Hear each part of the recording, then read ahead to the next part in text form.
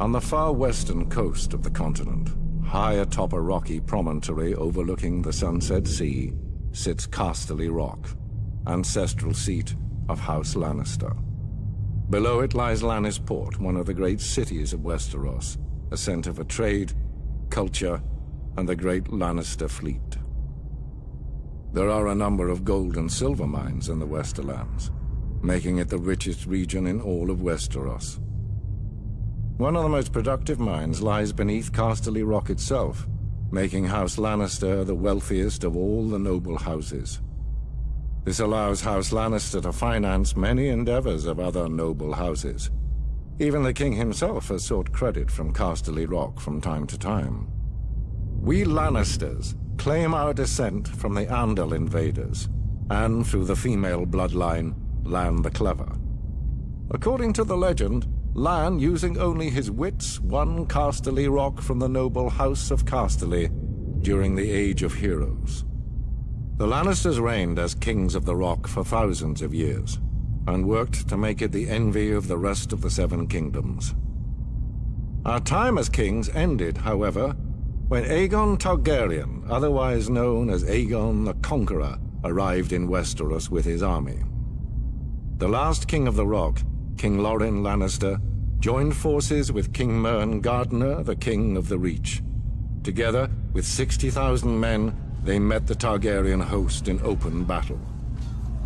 History tells us that Aegon unleashed all 3 of his dragons, slaughtering 4,000 men at what came to be known as the Field of Fire.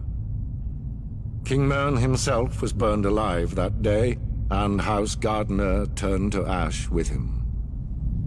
Seeing both the threat and opportunity the Targaryens represented, Loren wisely surrendered and aided Aegon in his further conquest of Westeros.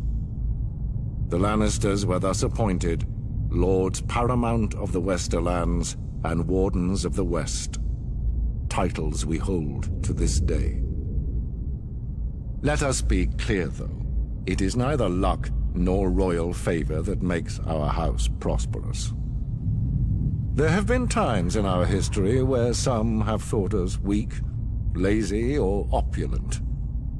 My father, Titus Lannister, nearly bankrupted our house with his poor investments, and allowed himself to be mocked openly at court.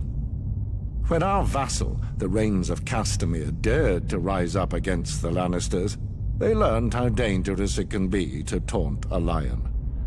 I, Tywin Lannister, led the assault on Castamere to put down this rebellion. I made an example of them, to anyone who doubts our might. They even made a quaint song about the fates of the Rains of Castamere.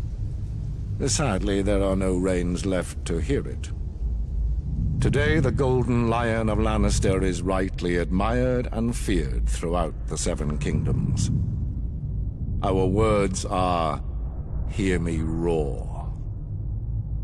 But there are other words that should be remembered when crossing a lion of Casterly Rock. A Lannister always pays his debts.